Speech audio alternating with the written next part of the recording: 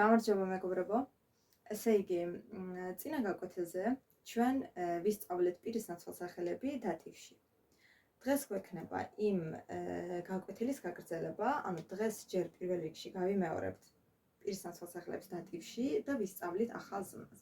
წინა გაკვეთილზე ესე იგი ჩვენ ვისწავლეთ პირის ნაცვალსახელები დატივში და ასევე ვისწავლეთ ზმნა gefallen, gefällt მოწონება, მაგრამ მოდით გავიმეოროთ წინა გაკვეთილის მასალა და მერე გადავიდეთ ახალ გაკვეთილზე. ესე იგი, დატივი. დატივში პირის ნაცვალსახელებია მია, მირ იწერება და იკითხება როგორც მია, ანუ მე, რომელიც ითარგმნება როგორც მე. მაგალითად, აი ნახეთ, ჩვენ წინა გაკვეთილზე ხომ ვისწავლეთ ზმნა gefallen, gefällt, რომელიც ქართულად ნიშნავს მოწონებას, არის მოწონება. მაგალითად, მე მომწონს გერმანულად იქნება gefallen mir, ან gefällt mir და ამაზე ჩვენ ვისაუბრეთ, თუ რა შემთხვევაში უნდა გამოვიყენოთ gefallen და რა შემთხვევაში უნდა გამოვიყენოთ gefällt. ჩვენ ვისწავლეთ, რომ როდესაც არსებითი სახელი, ანუ ობიექტი არის მრავლობით რიცხვში, მაშინ მაგ შემთხვევაში გამოიყენება gefallen და როდესაც არსებითი სახელი, ანუ ობიექტი არის მხოლობით რიცხვში, მაგ შემთხვევაში გამოიყენება gefällt. ანუ მე მომწონს, მაგრამ ორივე შემთხვევაში, ორივე gefallen mir, gefällt mir ითარგმნება როგორც მე მომწონს. Mir ამ შემთხვევაში ნიშნავს მე და არის დატივში. შენ დატივში არის dir, შენ, მაგალითად აი შენ მოგწონს არის gefallen dir ან gefällt dir. როგორც ხედავთ, ზმნა არ იცვლება მეგობრებო. აი მე მომწონს gefallen mir, gefällt mir, შენ მოგწონს gefallen dir, gefällt dir. ორივე შემთხვევაში გვაქვს gefallen, gefällt. მაგრამ რა იცვლება? იცვლება პირის ნაცვალსახელი. პირველ შემთხვევაში გვქონდა გამოყენებული mia, ანუ მე, მეორე შემთხვევაში გამოვიყენეთ dia, ანუ შენ. და მას მოსწონს როგორ იქნება? მას დატივში ეს არის იმ, რომელიც არის მამრობითი და საშუალო სქესი, რადგან გერმანულში ხომ ვიცით, რომ სამი სქესია, მამრობითი სქესია, საშუალო სქესია და მდედრობითი სქესია. იმ მამრობითი სქესია და საშუალო სქესია და ნიშნავს მას. და რაც შეეხება მდედრობითი სქესს, ეს იქნება ია. მაგალითად, აი ნახეთ, მას მოსწონს იქნება gefallen ihm ან gefallen ihr. ამ შემთხვევაში უკვე ობიექტი უნდა იყოს მრავლობითში, რადგან გვაქვს ზმნა gefallen გამოყენებული. მაგრამ როდესაც ობიექტი იქნება მხოლობით რიცხვში, მაშინ gefällt უნდა გამოვიყენოთ და ამ შემთხვევაში მას მოსწონს იქნება gefällt ihm, სადაც შედის მამრობითი და საშუალო სქესი და gefällt ihr, რომელიც არის მდედრობითი სქესი, ანუ მას მოსწონს. ჩვენ დატივში არის uns. მაგალითად, ჩვენ მოგწონს იქნება gefallen uns. ან gefällt uns. ჩვენ მოგწონს. თქვენ მრავლობითში ოღონდ, თქვენ იქნება euch, მაგალითად, თქვენ მოგწონთ gefallen euch ან gefällt euch. მათ არის დატივში, მათ.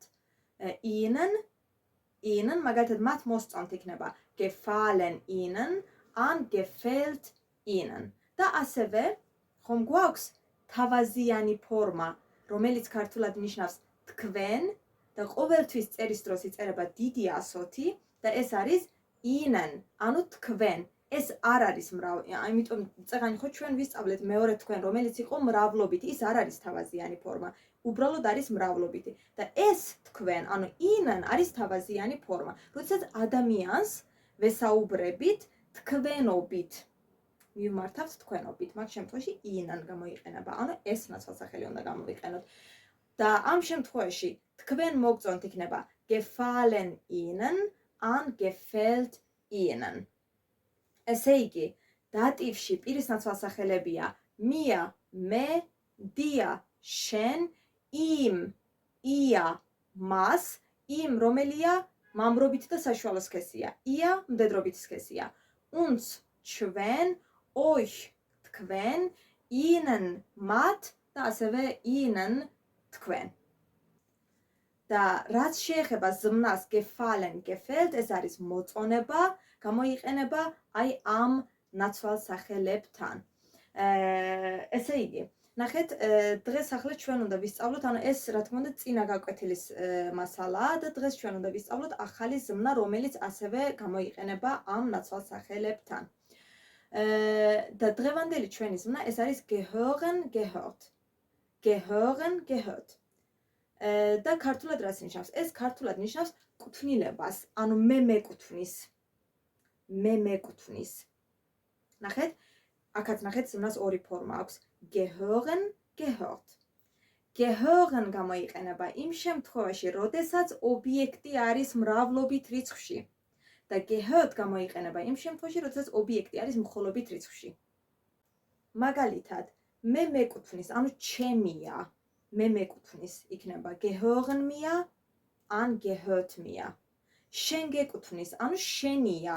Gehören dir, gehört dir. მას ეკუთვნის, ანუ მისია. Gehören ihm, an gehört ihm. ასევე gehören ihr, gehört ihr. ჩვენ გვეკუთვნის, ანუ ჩვენია. Gehören uns, gehört uns. თქვენ გეკუთვნით, თქვენია. Gehören euch, an gehört euch. და მათ ეკუთვნით, ანუ მათია იქნება gehören ihnen, an gehört ihnen. ასევე თავაზიანი ფორმა თქვენ გეკუთვნით, ანუ თქვენია იქნება gehören ihnen, gehört ihnen. მაგალითად ავიღოთ, რა ავიღოთ მაგალითად? ავიღოთ das Buch, ანუ წიგნი.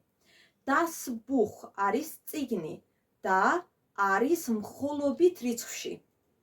წიგნი, das Buch, ნახეთ?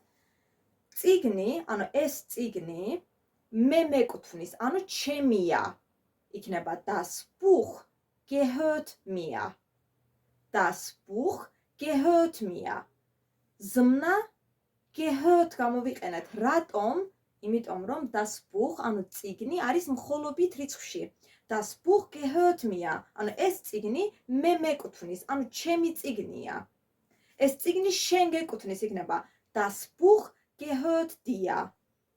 Das Buch gehört dir. ეს წიგნი მას ეკუთვნის, ანუ მისია. Das Buch gehört ihm, an das Buch gehört ihr. ეს მხოლობითში ამ შემთხვევაში ყველგან გამოვიყენეთ ზმნა gehört. იმიტომ რომ das Buch, ანუ ობიექტი არის მხოლობით რიცხვში. ახლა მრავლობითში რომ იყოს, წიგნები გერმანულად არის die Bücher. Die Bücher, ანუ წიგნები. ამ შემთხვევაში არსებითი სახელი, ანუ ობიექტი არის მრავლობით რიცხვში. Die Bücher, წიგნები. ნახეთ, როდესაც ობიექტი არის მრავლობით რიცხვში, უნდა გამოვიყენოთ ზმნა gehören. ანუ ეს წიგნები მე მეკუთვნის, ანუ ჩემია. იქნება die Bücher gehören mir. Die Bücher gehören mir. ანუ ეს წიგნები მე მეკუთვნის. ან ეს წიგნები შენ გეკუთვნის იქნება die Bücher gehören dir. Die Bücher gehören dir. ანუ შენ გეკუთვნის, ანუ შენია ეს წიგნები. ისევ gehören გამოვიყენეთ, იმიტომ რომ die Bücher არის მრავლობითში. მას ეკუთვნის იქნება die Bücher gehören ihm, an die Bücher gehören ihr. აი ასე. ესე იგი დაიმახსოვრეთ, gehören, gehört ორივე არის კუთვნილება. Gehören გამოიყენება იმ შემთხვევაში, როდესაც ობიექტი არის მრავლობით რიცხვში. და gehört გამოიყენება იმ შემთხვევაში, როდესაც ობიექტი არის მხოლობით რიცხვში. და მე არ მეკუთვნის, ანუ ჩემი არ არის, იქნება gehören mir nicht, ანუ ბოლოს nicht უნდა გამოვიყენოთ, an gehört mir nicht. მაგალითად, ეს წიგნი მე არ მეკუთვნის, იქნება das Buch gehört mir nicht. Das Buch gehört mir nicht. და ეს წიგნები მე არ მეკუთვნის, ანუ ჩემი არ არის, იქნება die Bücher gehören mir nicht.